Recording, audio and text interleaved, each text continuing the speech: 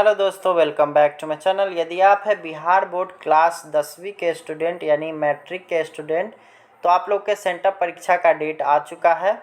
Routine अभी नहीं आया है, लेकिन आप लोग का परीक्षा का डेट आ चुका है। वो नवंबर में 11 तारीख से होने की संभावना है।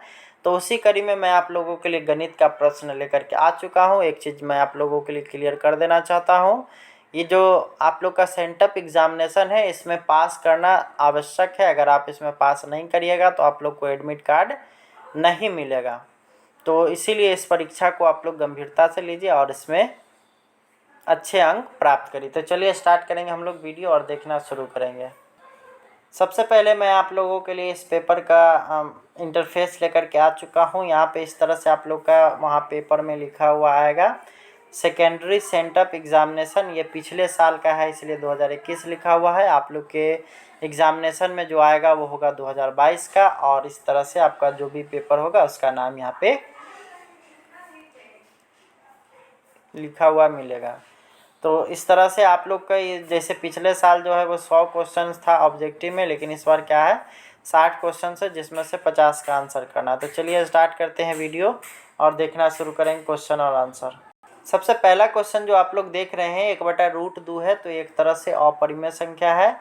अगला है अल्फा तथा बीटा द्विघात बहुपद P x x square plus 2x plus 3 के शून्यक हो, तो अल्फा इंटू बीटा का वैल्यू क्या हो जाएगा, तो हो जाएगा 3।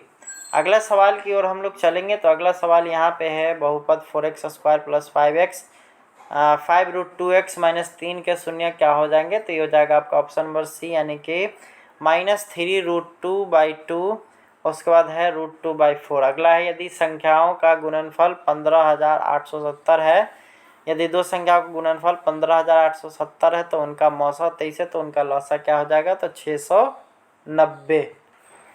अगला जो सवाल आता है यहाँ पे आप लोग के एग्जामिनेशन में भी इसी तरह का सवाल रहने वाला है। यदि a बराबर 2 स्क्वायर गुना 3 पे पावर 3 गुना 5 पे पावर 4 और b बराबर 2 पे पावर 3 गुने 3 पे पावर 2 गुने 5, तब मौसा a कॉमा b क्या होगा, तो 180। आगे की ओर हम लोग चलेंगे। तो यहाँ पे अगला सवाल आ रहा है निम्नलिखित में से कौन बहुपद नहीं है, तो इस तरह का आपका हो जाएगा आपका ऑप्शन नंबर सी, यानी 1/x-1।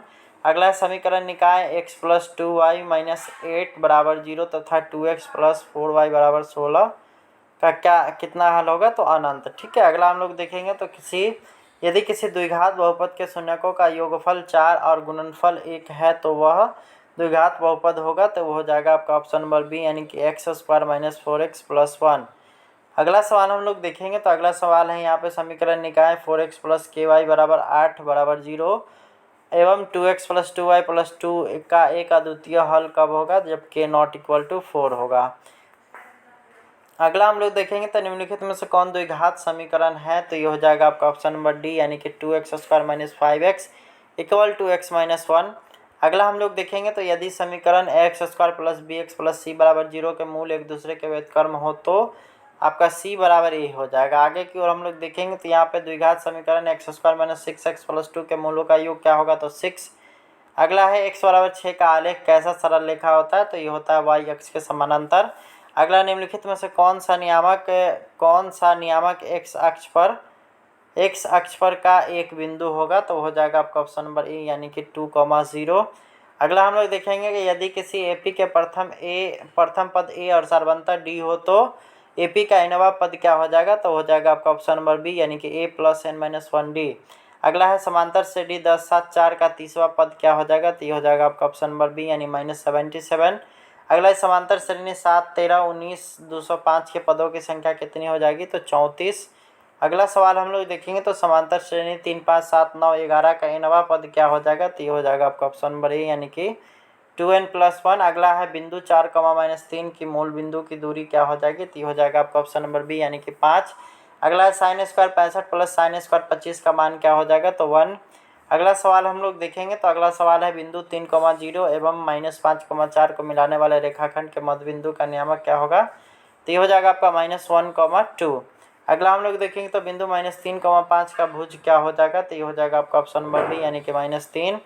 अगला देखेंगे तो द्वितीय चतुर्थांश का बिंदु का नियामक इनमें से कौन सा होगा, तो ये हो जाएगा आपका ऑप्शन नंबर बी, यानी कि -2,3।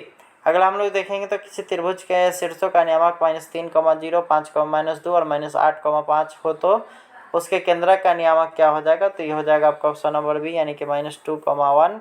अगला है त्रिभुज ABC एक समकोण त्रिभुज है जिसमें कि कोण C बराबर 90 डिग्री हो तो cos A + B का मान क्या हो जाएगा? तो वो हो जाएगा आपका ऑप्शन नंबर ए यानी कि 0। इस तरह से हम लोग का ये पार्ट 1 वीडियो है। अगर आप लोग इसको पसंद करते हैं तो मैं आप लोगों के लिए इसका पार्ट 2 भी लेकर के आऊँगा। मिलेंगे आपसे नेक्स्ट वीडियो में, तब तक के लिए धन्यवाद, बाय बाय।